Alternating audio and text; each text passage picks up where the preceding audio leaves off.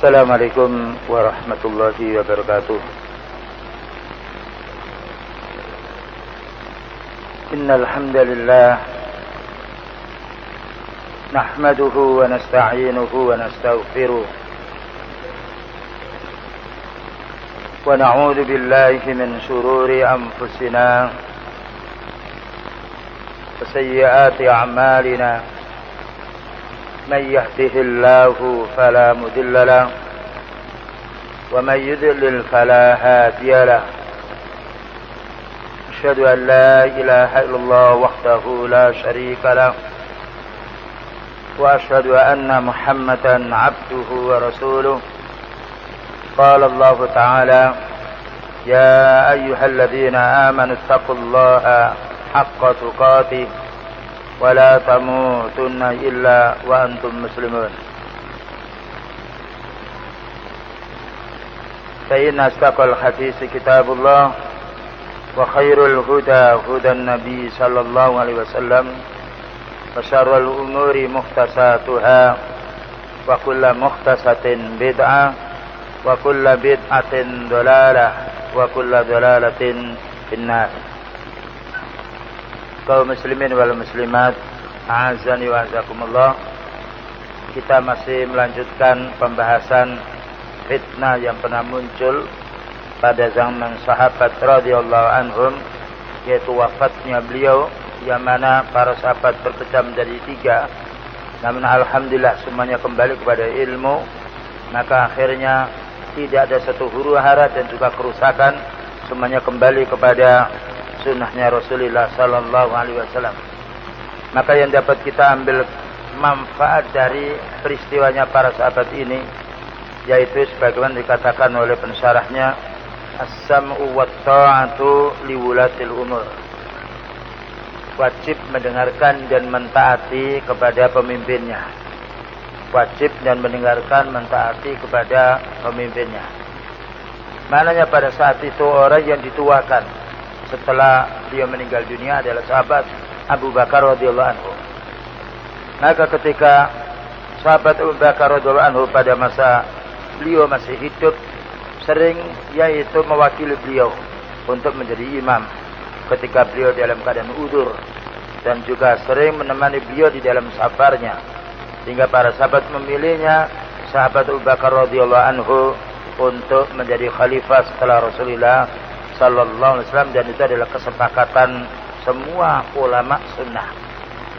Maka sahabat Abu Bakar radhiyallahu anhu ketika memutuskan satu perkara, tidak satu pun para sahabat yang lain, sekalipun sahabat Umar orang yang dikagumi oleh para sahabat yang lainnya, namun ketika sahabat Abu Bakar radhiyallahu anhu menyampaikan masalah, maka semuanya tunduk mendengarkan dan juga mentaati apa yang disampaikan oleh sahabat Abu Bakar. Ketika sedang bergejolak tentang wafatnya beliau, maka beliau mengucapkan kalimat yang sangat indah. Barang siapa yang beribadah kepada Rasulullah sallallahu alaihi wasallam, ketahuilah beliau telah meninggal dunia. Dan barang siapa yang beribadah kepada Allah Subhanahu wa taala, maka Allah tidaklah meninggal dunia, maka Allah hidup dan selamanya hidup. Kalimat yang pendek, kemudian disebutkan ayat inilah menjadi tunduknya semua para sahabat. Ketika dalam masa tegang hanya dengan ilmu dan juga ayat Al-Quran, semuanya tunduk kepada penjelasan dari sahabat Abu Bakar radhiyallahu anhu. Ini yang diambil pelajaran oleh Syekh yani Abdul Aziz bin Muhammad Said Khan hafizahullah ta'ala. Selanjutnya, ketaatan kepada waliul amri, yang dimaksudkan waliul amri adalah pemimpin dalam satu negeri. Itu namanya waliul amri.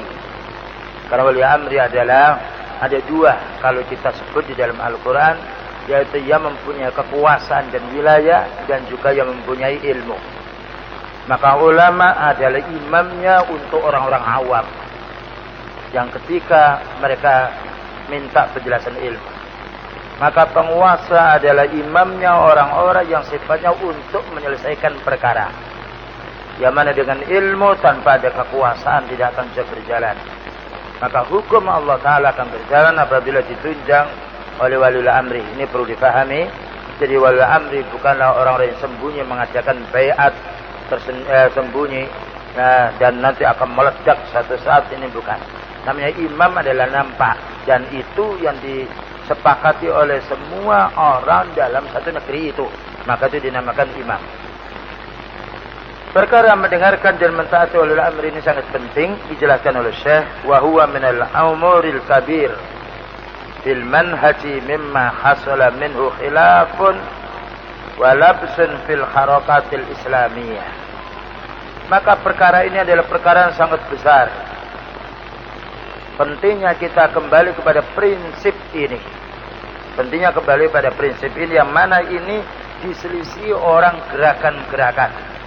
Jadi orang yang ingin mengembangkan Islam dengan lewat bukan mentaati walil amri, tetapi mengkoditanya atau merusuhinya. Wama khatasalaha minan nakabati illa li ikhlaliha bi umurin minha hadzal manhaj. Tidaklah terjadi satu kehancuran dalam satu negeri atau di mana saja terjadi, melainkan karena dipalingkanlah prinsip ini. Dipalingkan prinsip ini, yaitu prinsip as-sam'u wa ta'atu li wulatil umur, mendengarkan dan mentaati kepada waliul amri. Kemudian dijelaskan oleh Syekh, ja'atil ayatul karimah wal akhbarun nabawiyyah as-sahihah al-katsira bi ta'kidi hadzal manhaj. Banyak ayat-ayat Al-Qur'an dan hadis Rasulullah sallallahu alaihi wasallam yang mewajibkan kita untuk mentaati walil amri. Nasu ahlul mu'taqad as-salafi fi kutubihim. Maka telah ditentukan, telah ditulis oleh para ulama as-salaf, ulama sunnah di dalam kitab-kitab mereka. Bahkan setiap kitab akidah tidak lepas dari membahas as-sam'u wa ta'ah li wulatil umur. Wajib mendengarkan dan mentaati walil amri.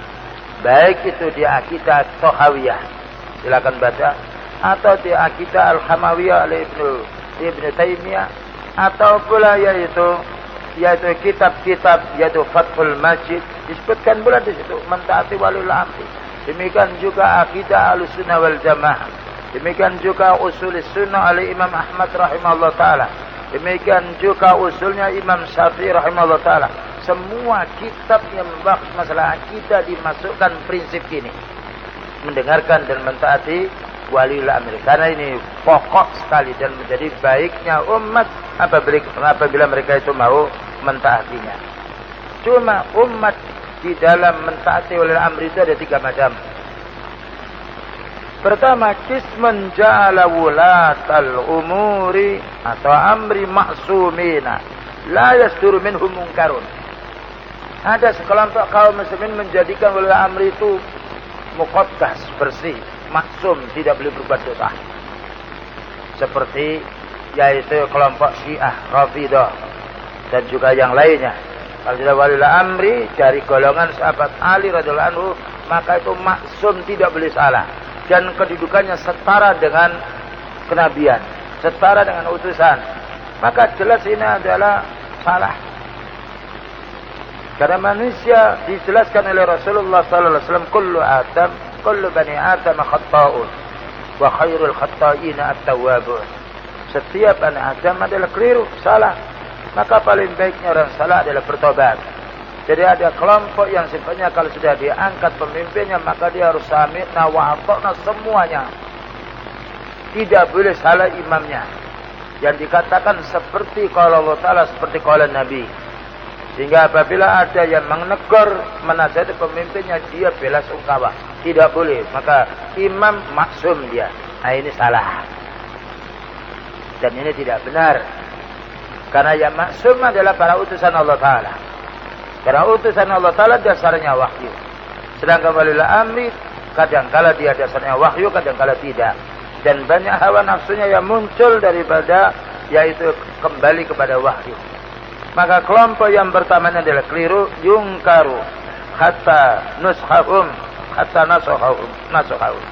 Maka apabila dilihat kemungkaran, ya kita hendaknya menasihatinya.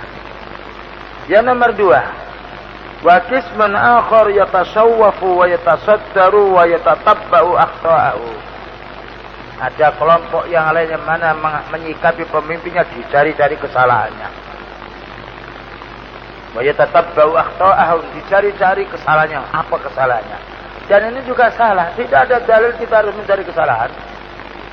Mana dalilnya kita mencari kesalahan orang? Justru kalau kita melihat kesalahan orang, maka yang melihatlah yang menasihati. Yang melihat yang mengingkarinya. Jadi ada kelompok yang nomor 2 ini lain dengan kelompok yang pertama. Kelompok yang pertama menyucikan yaitu imamnya. Menyucikan yaitu tokohnya, kalau sudah diangkat jadi tokohnya di ulul amri tidak boleh salah. Ketika dia menasihati didununya orang yang menasihatinya. Ini kelompok yang sifatnya kelompok-kelompok yang tersesat.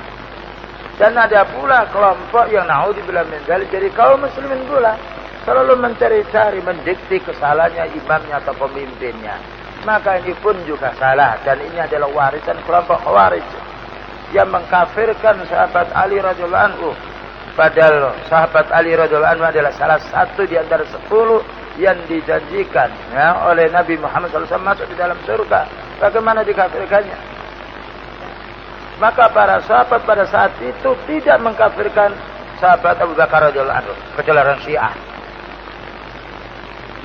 Dan juga tidak mengkafirkan sahabat Umar, kecuali orang Rafidah. Tetapi sahabat Ali radhiyallahu anhu dikafirkan oleh kelompok Khawarij. Maka ini yang muncul pada zaman sekarang dengan beberapa macam nama dan juga macam bahasa. Maka kita hendaknya mewaspadai dari prinsip ini. Karena menurut Khawarij apabila kaum muslimin itu melakukan dosa besar dikatakan kafir. Jadi sekali pernah berbuat zina, kafir. Pernah berbuat mencuri, kafir. Dan tidak ada ampun kalau sudah kafir masuk neraka di neraka selamanya. Maka ini kelompok adalah Khawarij yang sangat bahaya, yang mana selalu mencari-cari kesalahan imam dan dikafirkan pemimpin dalam dunia ini. Wa yashharu wa yushhiruha bainal mala. Dan ketika dijumpai kesalahan ini maka disebarkan di khalayak ramai, disebarkan di masyarakat secara umum. Maka ini kelompok yang sifatnya tersesat, kelompok yang berlawanan dengan yang pertama. Yang pertama tidak boleh keliru imamnya. Yang kedua dicari-cari kesalahannya. Lalu kelompok yang nomor 3, wal manhajus sahih. Nah, sedangkan manhaj yang benar ma qarrarahu salaful ummah, yang ditetapkan oleh as-salaful ummah, yaitu para sahabat radhiyallahu anhum dan para ulama sesudahnya, anna lahumut ta'atu fi ta'atillah, bahwasanya wajib ditaati pemimpin itu ketika mengajak kita taat kepada Allah. Ya. Jadi ketika mengajak taat kepada Allah Ta'ala, taat kepada Rasulnya, ya, mengajak untuk berpuasa, mengajak untuk sholat Jumat, mengajak untuk sholat, mengajak untuk hari raya, maka ditaati karena ini adalah ketaatan kita kepada Allah Ta'ala. Dan juga mentaati perintah-perintahnya sekalipun tidak ada dalilnya di Al-Quran. Tetapi perintah itu maslahah. Tetapi perintah itu kebaikan. Satu contoh umpamanya, dari walul amri menentukan bahwasanya ini lampu kuning tidak boleh dilewati. Atau persiapan, ini lampu hijau boleh lalu. Ini lampu merah harus berhenti. Maka ditaati. Walaupun tidak ada contohnya dari nasnya Al-Quran, tidak ada nas Al-Quran lalu lintas. Tetapi yang ada adalah di dalam ayat yang lain, wala tufsidu fil ardi ba'da islahiha. Jangan kamu berbuat kerusakan di permukaan bumi yaitu setelah baiknya. Maka diaturnya lalu lintas itu untuk menghindari hal-hal yang menjadi musibah atau kecelakaan. Maka wajib ditaati, dan tidak satupun dari kalangan para ulama yang menyelesaikannya. Termasuk Syekh Abdul Aziz bin Baz rahimahullah taala ketika ditanya dalam masalah ini, beliau adalah mufti Saudi Arabia yang beberapa tahun yang lalu telah meninggal dunia. Ketika ditanya bagaimana mentaati rambu-rambu lalu lintas, beliau mengatakan wajib, karena rambu-rambu lalu lintas itu yaitu digunakan, ditetapkan untuk kemaslahatan orang yang berlalu, untuk kemaslahatan orang yang lewat, untuk kemaslahatan orang yang berkendaraan dan juga yang lainnya. Fa in khalafu fa inna nuskhahum laisa kanuskin nasil akhari. Kalau imam atau wali amri itu menentang atau menyelisihi atau melanggar, atau berbuat curang. Apa katanya? Maka ketika kita menasihati mereka tidak sama dengan menasihati orang secara umum. Karena dalam satu hadis dikatakan laisa minna man lam yuwakkir kabirana wa lam yarham saghirana. Tidak termasuk golongan kami orang yang tidak memuliakan orang yang tua dan tidak pula belas kasihan kepada yang bawahan. Jadi menasihati pemimpin lain dengan kita menasihati orang umum. Sebagaimana istri menasihati suami tidak sama suami menasihati istrinya. Suami menasihati istrinya ketika tidak mau dinasihati boleh dijauhkan dari tempat tidurnya. Boleh suami itu pindah dari tempat tidurnya. Ketika pindah dari tempat tidurnya belum juga beres wanita ini atau istri ini maka boleh dicambuk. Tapi si istri tidak boleh mencambuk suami. Karena tidak ada dalil. Demikian juga apabila itu suami tidak boleh dicambuk, bagaimana waliul amri? Maka tidak boleh dicambuknya. Maka tidak boleh pula dihukumnya dia, tetapi dinasihati dengan bagus. Ini awal. Dan ini apabila waliul amri itu muslim. Tandanya muslim apabila mereka masih sholat. Dan ketetapan ini semua para ulama sunnah tidak berselisih. Jika pemimpinnya keliru maka dinasihati. Bukankah beliau mengatakan ad-dinu an-nasihah? Din itu adalah nasihat. Kemudian para sahabat mengatakan qalu liman ya Rasulullah? Untuk siapa wahai Nabi? Qala lillahi wa li rasulihi wa li kitabihi wa li a'immatil muslimin wa ammatihim. Maka nasihat itu harus karena Allah Ta'ala. Nasihat itu harus berdasarkan kitab Allah. Nasihat itu hendaknya mengikuti jejaknya Rasulullah sallallahu alaihi wasallam. Nasihat itu hendaknya disampaikan pula kepada waliul amri. Nasihat itu juga untuk semua kaum muslimin. Disebutnya di sini nasihat kepada waliul amri. Namun nasihat kepada waliul amri adalah nasihat yang lembut. Ya, karena dia memiliki kedudukan. Sebagaimana Allah Ta'ala menyuruh yaitu Nabi Musa dan Harun disebutkan di dalam surat Thaha, faqula lahu qawlan layyina la'allahu yatadzakkaru aw yakhsha. Maka katakanlah wahai Nabi Musa dan wahai Harun kepada Fir'aun dengan kata-kata yang lembut. Padahal ini Fir'aun yang itu jelas kafir, tidak satupun para ulama mengatakan berselisih tentang kafirnya Fir'aun.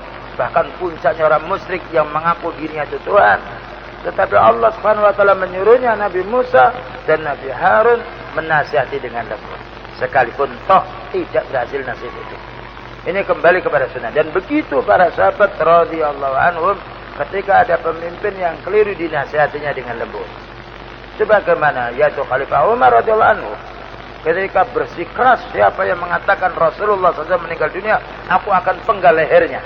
Maka sahabat Abu Bakar mengatakan ijlis ya Umar. Duduk dulu ya Umar. Ketika belum pula diterima oleh sahabat Umar, karena memang sahabat Umar belum tahu kalau beliau itu telah meninggal dunia, disampaikan dengan keterangan siapa yang beribadah kepada Rasulullah sallallahu alaihi wasallam maka telah meninggal dunia, dan siapa yang beribadah kepada Allah maka Allah hidup tidak akan meninggal. Dari situlah tunduk menerima sahabat Umar radhiyallahu anhu, dibawanya kepada ilmu, dibawanya kepada yaitu fitrahnya, dibawanya kepada akal yang sehat pula.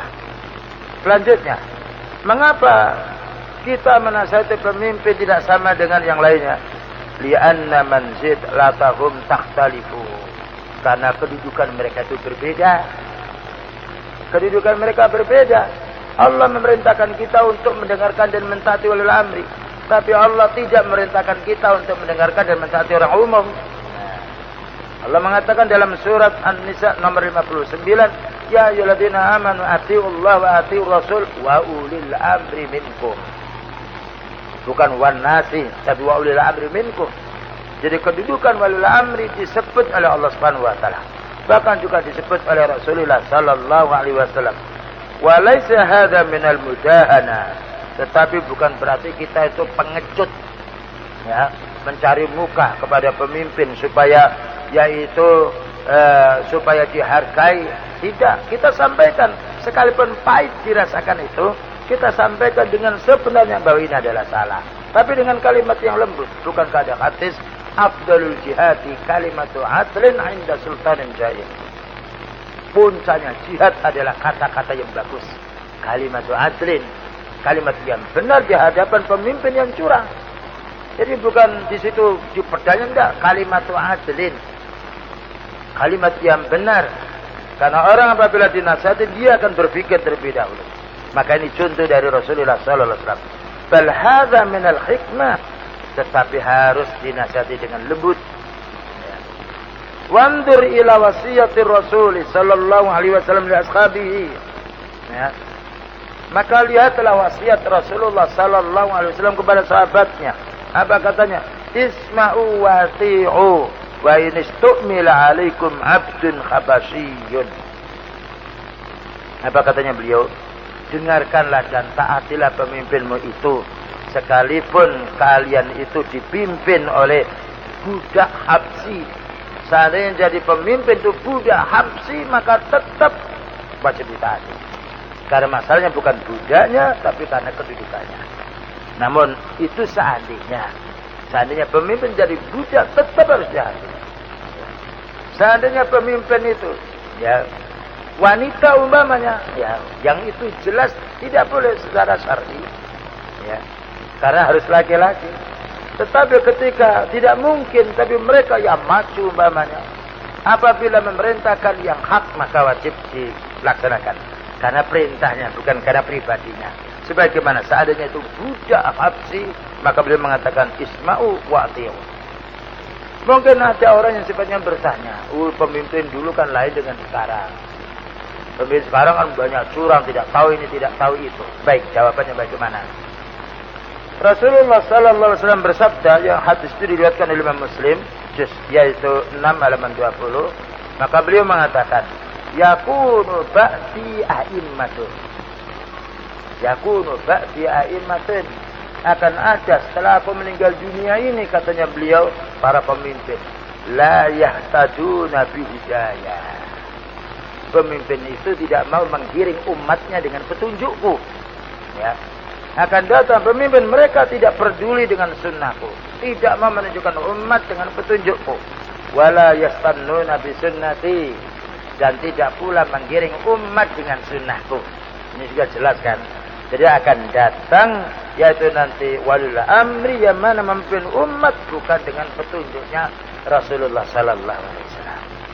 Wa yaqumu fihim rijal. Bahkan beliau mengatakan nanti akan ada orang-orang tertentu dalam pemimpin itu qulubuhum qulubus syayatin fi jismani insi. Hati mereka itu hati syaitan yang ada di dalam tubuh manusia. Nah, ini keterangan dari beliau, bukan dongengan atau cerita, tidak. Ini hati yang sahih, lihat dalam kitab Al-Imarah, ya, oleh Imam Muslim, kitab Al-Imarah. Maka hati ini ditulisnya.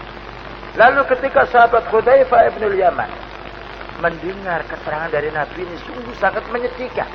Bagaimana ada pemimpin yang itu membawa manusia kepada petunjuk yang itu bukan petunjuknya Rasulullah SAW. Dan hatinya begitu kerasnya. Apa katanya? Ya Rasulullah, mada ta'muruni, kaifa asna'u in adraktu dhalika. Kaifa asna'u in adraktu dhalika. Wahai Rasulullah sallallahu alaihi wasallam, apa yang harus aku lakukan? Bagaimana sikap kami ketika saya menjumpai orang seperti ini? Jawabnya beliau, tasma'u wa tuti'u. Tasma'u wa tuti'u. Tetap kamu mendengarkan dan mentaati ketika memerintah yang baik. Jadi bukan semuanya. Karena ada hadis la ta'ata li makhluqin fi maksiatil khaliqi. Tidak boleh kita mentaati siapapun dari makhluk yang mengajak maksiat kepada Allah. Jadi walaupun hati seperti itu tidak menunjukkan kepada petunjuk yang bagus, tetapi satu saat memerintah kita yang baik, maka harus didengar dan ditaati. Karena satu saat orang yang jelek itu memerintah kita yang baik, bukankah syaitan memerintah Abu Hurairah radhiyallahu anhu supaya membaca ayat kursi? Syaitan itu menyuruh Abu Hurairah, "Hei Abu Hurairah, kalau hartamu supaya tidak dicuri makhluk yang halus malam hari, bacalah ayat kursi." Datanglah sahabat Abu Hurairah radhiyallahu anhu kepada Rasulullah sallallahu alaihi wasallam. Maka Rasulullah SAW menanya, apa yang kamu lakukan kepada tawananmu? Karena orang itu dipegangnya oleh sahabat Abu Hurairah. Begini wahai Nabi, Ketika aku mau membawanya orang ini kepada baginda wahai Nabi, maka dia ngomong begini, Abu Hurairah, bersabar dulu. Aku akan mengajari kamu yang mana dengan membaca kalimat ini hartamu tidak akan dicuri. Lalu menanya, apa itu? Bacalah ayat kursi. Apa katanya Rasulullah SAW? Sadaqaka wa huwa kadhub. Dia itu ngomong benar kepadamu, laksanakan itu memang benar, tapi dia itu pendusta. Jadi dustanya kita tidak terima, tetapi perkataan yang benar itu. Jadi suatu saat kebenaran itu datang dari orang kafir, namun kita tidak mengambil ilmu dari orang kafir. Ya. Kita tidak menuntut ilmu dari orang ahli bid'ah. Tapi suatu saat mereka bicara, orang ahli bid'ah bicara ayat Al-Quran, kita katakan Quran itu tetap Quran. Sekalipun dibaca oleh orang yang maksiat, karena Quran tidak berubah dengan dibaca oleh orang yang lain. Maka beliau mengatakan isma wa ati, dengarkan dan taatilah. Kemudian beliau mengatakan wa in duriba dhahruka, sekalipun punggungmu itu dikepui, sekalipun kamu itu dihukum, wa ukhidha maluka, dan hartamu dirampas, fasma wa ati, maka dengarkanlah dan taatilah. Ini hadis yang diriwayatkan oleh Imam Muslim. Silakan baca dalam kitab Al-Imarah. Kemudian bagaimana kalau mereka itu curang? Ya. Bagaimana apabila mereka itu curang? Itu tadi kan sudah curang. Bagaimana apabila curang? Apa kata beliau? Isma'u wa ati'u fa inna ma 'alaihim ma hummilu wa 'alaikum ma hummiltum. Hadis ini juga diriwayatkan oleh Imam Muslim. Tetap apabila memerintahkan kamu yang baik, dengarkan dan taati. Untuk mereka dosanya mereka akan pikul sendiri. Tapi kamu punya kewajiban untuk mendengarkan dan mentaati. Ya, ini sabdanya Rasulullah Sallallahu Alaihi Wasallam. Jadi kita jangan sampai kena arus orang-orang tertentu. Nah, kita kaum muslimin punya landasan Quran, punya landasan hadis. Ya. Jadi begitu indahnya agama Islam.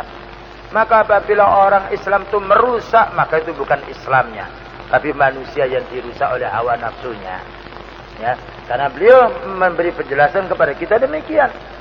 Bahkan Syekh Fauzan hafizahullah taala mengatakan, taat kepada pemimpin pasti banyak kebaikannya. Lebih banyak daripada kerusakan akibat perbuatan jahatnya. Jadi kalau wali amr itu berbuat jahat, ya korupsi, mengambil ini dan juga yang lain. Tapi perintah dia yang baik itu maslahnya untuk umat lebih banyak daripada kezaliman yang ia lakukan sendiri. Ya. Jadi kita menimbang, ya, ketika ada maslahat dan madarat, ya, jadi kita tidak melihat kalau itu sudah mungkar lalu kita tegur, bukan begitu. Satu contoh, banyak ada anak. Anak itu punya watak keras dia. Kalau dimarahi oleh orang tua akan mecah pintu, akan mecah kaca. Ketika orang tua marah terus akan pecah semuanya. Tapi bagaimana supaya tidak pecah kaca ini? Dinasihati dengan lembut. Tentang diterima atau tidak bukanlah urusan kita. Sebagaimana Nabi Musa alaihissalam ketika menyampaikan dakwah kepada Fir'aun, tidaklah diterima oleh Fir'aun. Bahkan juga dimusuhi Nabi Musa alaihissalam. Tapi itu adalah prinsip yang harus kita pegang. Baik, selanjutnya. Contoh-contoh yang disampaikan oleh Syekh di sini diantaranya, walihada nara anna Anas bin Malik radhiyallahu anhu. Oleh karena itu kita melihat bahwasanya sahabat Anas bin Malik. Sahabat Anas bin Malik adalah sahabat yang paling tua umurnya, meninggal dunia belakangan dan menjumpai fitnah. Wa huwa min afdali sahabah. Maka sahabat Anas bin Malik termasuk orang yang paling mulianya sahabat, karena pernah menjadi pelayannya beliau selama 10 tahun. Wal Hajjaju qad tasallata alaihim. Sedangkan pemimpinnya namanya Hajjaj telah yaitu berbuat kerusakan. Sahabat dibunuhnya oleh Hajjaj. Bahkan juga Ka'bah itu sebagian batunya itu dipukuli dia karena marahnya. Yaqulu, apa katanya? Qad sallata alaihim yatamassalu biqaulihi alaihi salatu wassalam. Yang mana Al-Hajjaj ini telah menguasai negeri itu dan berbuat curang dan monopoli. Sebagaimana beliau mengatakan satal qauna ba'di asaratan. Nanti akan datang pemimpin-pemimpin itu merebut dunia. Kamu hai rakyat tidak dapat bagian. Mereka akan monopoli, ini diatur, ini diatur, ini diatur, diatur. Jadi dia berkuasa penuh. Apa kata beliau seperti itu? Maka sahabat Anas bin Malik mengingat, oh iya ya. Inilah yang disampaikan oleh Rasulullah SAW sekarang. Kenyataannya aku saksikan kata sahabat Anas pada saat yaitu kepemimpinan Al-Hajjaj bin As-Saqafi gubernur Irak. Nah seperti itu sahabat Anas ketika diminta oleh orang lain untuk berontak, jangan. Wallahi innahu la ya'ti. Ya, demi Allah tidaklah datangkan satu zaman illa ba'dahu syarrun minhu. Jangan dikodeta Hajjaj ini. Tidaklah datang masa melainkan sesudahnya lebih jahat daripada sekarang. Sahabat yang mulia ini, di belakangnya banyak orang-orang yang ahli sunnah.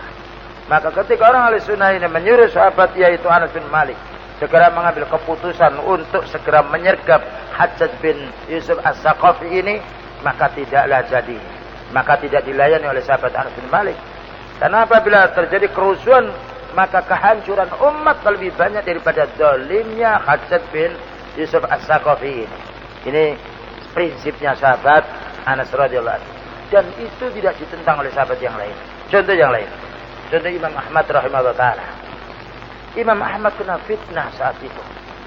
Yang mana Imam Ahmad didoktrin oleh orang-orang Mu'tazilah. Orang-orang yang sifatnya beraliran keras. Supaya mengatakan bahwasanya Al-Quran itu adalah makhluk. Apa katanya? Wakul bimisli hadha fil imam. Dan katakanlah seperti imam ini pula Imam Ahmad bin Hanbal. Imam ahli sunnah, imam ahli sunnah. Fi waktihi pada waktu. Yaitu dipimpin oleh Al-Wasiq.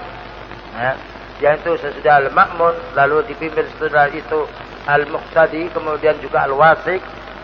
Waktu itu apa? Yujlatu wa yu'adzabu. Diikat tangannya. Dan dicambui Imam Ahmad itu. Rahimahullah ta'ala. Dan juga diazab. Yu'adzab maknanya diperkara dia. Didolimi. Ya, dan juga diseret kakinya. Tapi tidak marah. Imam Ahmad tidak marah. Padahal di belakangnya Imam Ahmad ini orang-orang ahli sunnah. Tidak marah. Tetapi diambil bagaimana jalannya. Maka ketika Imam Ahmad mau sholat. Mau diminta penjelasan. Maka diikatnya tangannya Imam Ahmad ini. Di belenggunya. Kemudian mau sholat apa katanya. Aku akan memberi jawaban.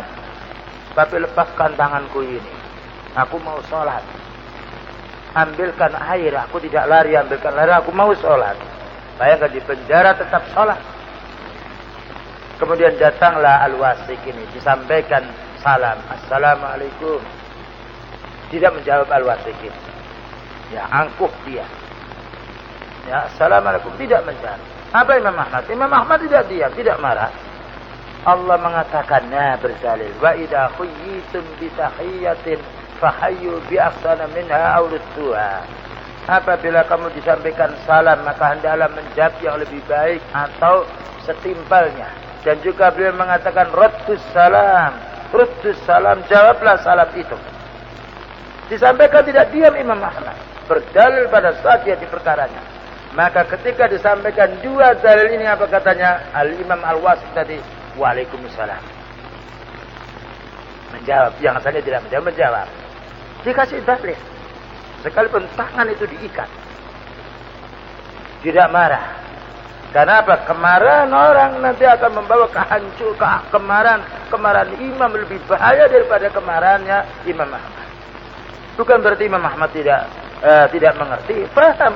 Tapi bagaimana meredahkan kemarahan imam itu? Setelah itu ditanya, bagaimana pendapatmu tentang Al-Quran? Tetap kamu punya prinsip bahwa Al-Quran itu wahyu. Kalau iya, tunjukkan dalil kalau Al-Quran itu makhluk. Mana dalilnya dari Nabi? Tidak bisa menjawab. Mana dalilnya dari sahabat Abu Bakar? Tidak ada. Mana dalilnya dari sahabat Umar? Tidak ada. Mana dalilnya? Mana perkataan sahabat Utsman bin Affan kalau itu adalah yaitu Al-Quran itu makhluk? Tidak ada. Mana perkataan Ali bin Abi Thalib dibawanya pertama kepada sunnah beliau, kemudian juga sunnah para sahabatnya. Maka ketika pada saat itu tidak bisa menjawab, baik, ada dua pilihan. Bicara Imam Ahmad ini berdakwah di tengah penjara. Baik, ada dua pilihan. Apakah Rasulullah sallallahu alaihi wasallam mengatakan, apakah Rasulullah sallallahu alaihi wasallam mengerti, tahu bahwasanya Al-Qur'an itu makhluk, ataukah Rasulullah sallallahu alaihi wasallam tidak tahu? Ada dua pilihan supaya menjawab orang yang mengadili Imam Ahmad ini. Apakah Rasulullah sallallahu alaihi wasallam mengerti berkata bahwasanya Al-Quran itu makhluk, tapi beliau diam tidak menyampaikan, ataukah beliau itu tidak tahu? Ya. Apa katanya? Jawabannya, oh beliau tidak tahu. Tidak, beliau tidak tahu. Jika beliau tidak tahu, apakah layak kalian lebih tahu daripada Rasulullah sallallahu alaihi wasallam? Dia di dalam penjara. Apa layak kalian itu lebih tahu daripada Rasulullah sallallahu alaihi wasallam? Terjawab, oh ya dia tahu. Dia tahu. Ya, karena dikatakan tidak tahu, dijawab tadi, kalau beliau tidak tahu, apakah layak kamu lebih mengetahui ya? Sedangkan beliau adalah Nabi. Yang kedua, ketika dijawab, oh ya dia tahu, bagus. Apabila Rasulullah SAW tahu, tidak berbicara, apakah layak kalian bicara? Dengan dua soal ini dan dijawab oleh Imam Ahmad, maka tidak bisa bertanya lagi. Tidak bisa membantah lagi. Maka Al-Wasik yang dibalik kamarnya, istananya itu, dia tertawa menutup mulutnya dengan kainnya, lalu mengambil duit. Apa katanya? Lepaskan orang tua itu. Mananya Syekh tadi, lepaskan Imam Ahmad itu, dan ini kasih duit, suruh keluar dia dari penjara. Bayangkan Ivan, ilmu. Ya. Tidak dengan kekerasan. Tidak dengan demo. Keluar dari penjara dengan ilmu. Nah.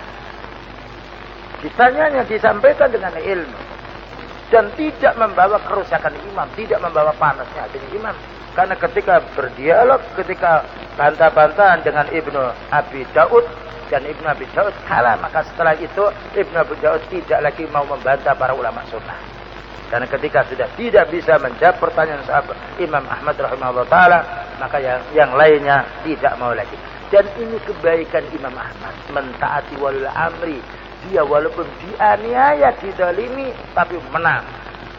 Dan membuat walil amri itu sadar dia. Walil amri itu sadar dia. Kemudian juga dikasih hadiah. Juga disuruh keluar pula dari penjara. Hanya dengan senjata ilmu. Maka bagaimana apabila ilmu disampaikan untuk menyelesaikan perkara, lalu manusia harus bertindak dengan kekerasan? Ini yang harus kita pahami. Waqad ahwal khalifah. Apa katanya Syekh di sini?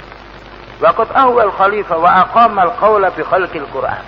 Sungguh khalifahnya telah curang dan mendesak orang supaya mengucapkan Al-Quran itu adalah makhluk. Wa ma hadza kama qala Syekhul Islam, kana yad'u lil ma'muni wa yusalli khalfahu. Sekalipun dizalimi ulama-ulama sunnah ini oleh pemimpin-pemimpin yang zalim, tetap ulama sunnah itu salat di belakang pemimpin yang zalim. Yad'u lil ma'mun, mendoakan pemimpin yang supaya mendapatkan petunjuk. Wa yusalli khalfahu, dan salat di belakangnya. Kalau pemimpin yang keliru, ayyuhal ikhwah, dilakukan seperti Rasulullah sallallahu alaihi wasallam sabdanya, dilakukan seperti sahabat Anas radhiyallahu anhu sebagai sahabat, dilakukan oleh Imam Ahmad sebagai imam yang mulia, Imam Ali Khamis ala kaidahnya umat. Tidak membawa kepada kehancuran negeri, tidak membawa kepada rusaknya bangunan, tidak membawa kepada kehancuran harta. Tetapi kebodohan itulah, nah, kezaliman, emosi itulah yang membawa kehancuran dalam satu negeri. Ini satu misal ya, sejarah yang bukan dongengan bohong, tetapi ini memang ditulis di dalam hadis, bahkan juga ditulis dalam riwayatnya Imam Ahmad atau manakibnya Imam Ahmad rahimahullah ta'ala. Selanjutnya yulah. Wa kullu mas'ulin amma yaqulu. Fasyahidul qaul haula'il hukam laisu ma'sumin. Maka perlu dipahami bahwasanya pemimpin bukanlah maksum, bukanlah bersih dari dosa. Bal yunasahuna, tetapi harus dinasihati. Karena kita saja berbuat dosa. Siapa yang mengatakan kita tidak berbuat dosa? Coba mengatakan saya tidak berbuat dosa. Kita ini banyak dosanya. Karena dosa itu dilakukan karena sebab tidak tahu ilmu. Atau juga karena hawa nafsu. Berapa banyak yang sudah kita ketahui tapi kita masih mengerjakannya. Bukankah melihat wanita yang bukan mahramnya itu haram? Haram.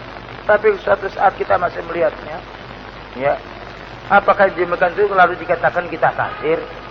Masih banyak usaha-usaha jual beli yang haram, mengurangi timbangan. Bukankah itu wailul lil mutaffifin? Tapi banyak kaum muslimin masih mengurangi timbangan di dalam jual belinya, menipu dan juga yang lainnya. Yaitu menerima suap dan juga menyuap, kolusi dan juga yang lainnya, menerima atasan, menerima hadiah dari bawahan. Itu semuanya kan perlakuan dosa. Tapi masih dilakukan oleh kaum muslimin. Bagaimana menuntut imamnya harus maksum, harus bersih, tidak boleh berbuat jahat sedikit pun. Ya, kemudian orang yang menuntutnya dia semena-mena untuk berbuat sesuatu, maka ini tidak boleh. Maka ini adalah melanggar dari ayat Al-Quran itu sendiri. Karena hukum Allah Ta'ala bukan untuk walil amri. Hukum Allah Ta'ala untuk semua kaum muslim. Banyak orang berpendapat udkhulu fis silmi kafah. Masuklah kamu dalam Islam secara keseluruhan. Ya.